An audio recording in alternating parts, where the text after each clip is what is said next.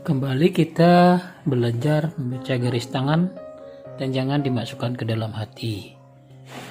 Sebagai hiburan, kali ini kita melihat garis tangan, garis kehidupan yang bercabang seperti ini yang pertama.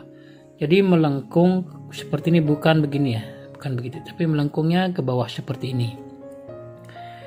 Ini di dalam palmistry dikatakan salah satunya mungkin akan mengalami seperti ini.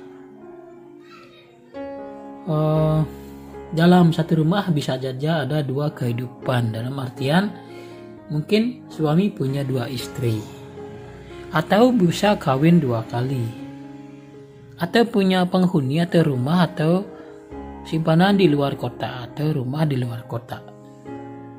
Ini menurut palmistry, bukan dibuat-buat saya. Jadi ada 4 jawaban riskan di sini, harus hati-hati memilih jawabannya. Di antara yang tadi disebutkan, bisa jadi, tidak bisa jadi, ia ada salah satunya. Selanjutnya adalah garis kehidupan yang bercabang seperti ini. Yang tadi cabangnya seperti itu, sekarang ujungnya yang bercabang. Ujungnya yang bercabang, ujung garis kehidupan ini ada cabang kecil di posisi ujung. Ini kemungkinan dikatakan pisah rumah karena cerai ataupun tugas kerja. Dan dikatakan juga hati-hati problem rumah tangga. Bisa hidup di dalam perantauan. Jadi ada 4 jawaban di sini. Pisah rumah karena tugas kerja atau cerai. Dan hati-hati problem rumah tangga, dan juga mungkin akan hidup di perantauan. Selanjutnya ini garis ujung bercabang. Sekarang cabang yang ke Bukit Bulan. Cabang yang berlawanan seperti tadi. Begini, lengkungnya seperti ini. Melengkung bercabang lebar ke arah Bukit Bulan. Ini Bukit Bulan. Ini dikatakan kejayaan menurun di usia 50 tahun. Jadi harus pandai merawat diri dan merencanakan kebutuhan sendiri untuk kehidupan di hari tua. Walaupun mungkin tidak ada kesepian. Jadi seperti itu garis yang melengkung ke Bukit Bulan. Persiapkan diri untuk di masa tua. Yang punya garis kehidupan bercabang seperti ini melengkung kedua-duanya sampai ke pergelangan tangan, garis pergelangan tangan. Ini menandakan hari tua yang makmur, hari tua banyak harta, dan menikmati hari tua yang bahagia, tidak kesepian, dan mungkin dari usaha-usaha di masa mudanya dapat dinikmati di hari tuanya. Garis yang melengkung seperti ini.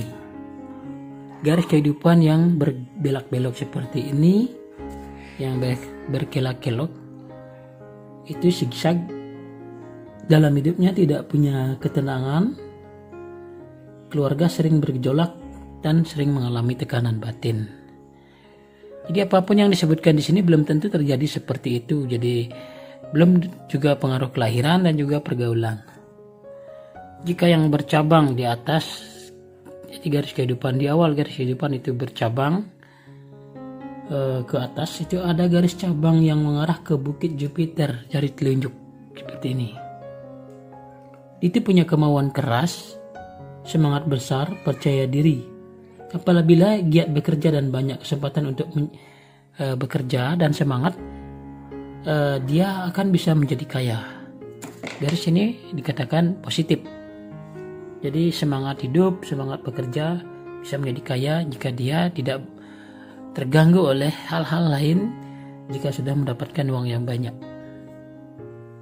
Tetapi pada saat garis itu bercabang menuju jari tengah, yaitu ke Bukit Saturnus, jari tengah itu menandakan perjuangan di dalam kehidupan yang sangat banyak konflik batin, sebelum mencapai suatu tujuan, tercapainya suatu tujuannya, apapun itu, dia banyak mengalami konflik batin dengan perjuangan yang sangat keras. Dan jika cabangnya ini mengarah ke jari manis atau bukit matahari, ini bernasib baik. Keberuntungannya bagus, karier lancar, kreativitasnya juga tinggi. Popularitasnya juga bagus, terkenal dan bisa menjadi kaya dari keterkenalan atau popularitasnya. Ini nasibnya baik, keberuntungannya bagus. Dan jika cabang ini mengarah ke jari kelingking atau bukit Merkuri, jari kelingking, ini karier lancar, beruntung, kaya, selalu menginginkan perubahan yang baru. Dan mungkin saja dia bisa terkenal karena pandainya berbicara. Bisa keberuntungan dari komunikasi, menjadi guru atau yang lainnya. Yang jelas karirnya bisa lancar karena dia pandai berkomunikasi. Jika di garis kehidupan ada bolong seperti ini, kemungkinan mengalami traumatis atau problem sakit atau masalah kecemasan atau kelemahan pada tubuh. Kadang peristiwa berlangsung, kapan peristiwa ini berlangsung, lihat skala umur dari sini 18, kalau di tengah-tengah ada itu kira-kira 50 tahun sampai 70 tahun. Jadi kira-kira di mana traumatisnya pernah mengalaminya. Bisa misalnya penyakit atau peristiwa-peristiwa tragis. Semua yang tadi itu di garis tangan kanan atau tangan kiri. Jadi baca semuanya karena saling melengkapi. Tangan kiri cenderung sudah terjadi di masa lalu jika umur kita sekarang sudah di atas 37 tahun. Tangan kanan cenderung di masa depan. Jadi garis kehidupan ini bisa digali tentang informasi kualitas hidup, stamina, tubuh atau fisik, kesehatan, masalah atau bencana yang terjadi pada siklus tertentu. Namun panjang pendeknya garis kehidupan bukan merupakan indikator yang tepat untuk memastikan usia yang sebenarnya. Yang jelas garis panjang menandakan stamina dan daya hidup yang kuat, sehingga tidak mudah terserang penyakit yang mematikan. Garis yang pendek mengindikasikan stamina yang rendah. Fisik lemah jika tidak merawat kesehatan secara benar, dikhawatirkan mudah terkena bencana atau penyakit. Jadi bukan berarti garis pendek itu pendek umur. Jika garis kehidupan ini panjang, jelas, merah, tidak putus, itu badannya cenderung lebih sehat, stamina lebih kuat, daya hidup panjang karena tidak mudah terserang penyakit. Jika garisnya pendek, apalagi kabur, pendek tidak lebih dari sepertiga pokoknya, itu hidupnya gelisah, tidak tenang, tertekan, kurang kreatif, badan cenderung lebih lemah, kurang energik. Tapi jika dia bisa merawat kesehatan dan ada pengaruh garis lainnya juga, termasuk pergaulan dan kelahiran, maka hidupnya dia juga sama dengan garis yang panjang. Begitu juga dengan garis yang sangat tipis. Jika garis kehidupan ini sangat tipis, itu kesehatan rapuh, kurang stamina, dan kemauan juga lemah, semangat hidup lemah. Sama dengan garis yang terputus-putus, itu yang membentuk potongan-potongan garis menjadi satu. Umpamanya putus-putus seperti ini. Ini juga sumber energinya mudah habis, kesehatannya jelek, mudah terkena penyakit berat kalau garisnya putus-putus banyak. Jika putusnya hanya satu seperti ini, putus ada sambungannya di bawah, potongan bagian dari garis kehidupan, semakin lebar jarak atau semakin lebar putusnya jaraknya ini, semakin besar pula, semakin lama dia mengalami suatu masalah. Pernah mengalami sakit berat atau pernah mengalami peristiwa traumatis. Mungkin juga ada memiliki garis yang berantai-rantai, bolong-bolong banyak, berbentuk rajutan rantai.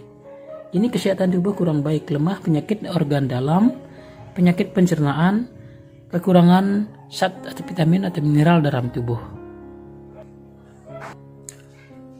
Garis bercabang ke atas. Di pangkal garis kehidupan ada banyak garis kecil yang mengarah ke atas. Ini semangatnya besar, tekadnya kuat, kesehatannya baik, hidupnya sejahtera. Ini garis-garis keberuntungan. Itulah sementara tentang garis kehidupan, dan masih banyak lagi sebenarnya yang disampaikan sangat ringkas. Dan jangan menggunakan garis tangan sebagai sebuah ramalan yang pasti, karena masa depan itu tidak pasti. Yang pasti itu adalah hari ini, pengaruh kelahiran dan juga pergaulan, belief sistem pikiran yang ditanamkan dari kecil yang banyak mempengaruhi garis-garis kehidupan dan jalur-jalur kehidupan nasib kita di ke depan.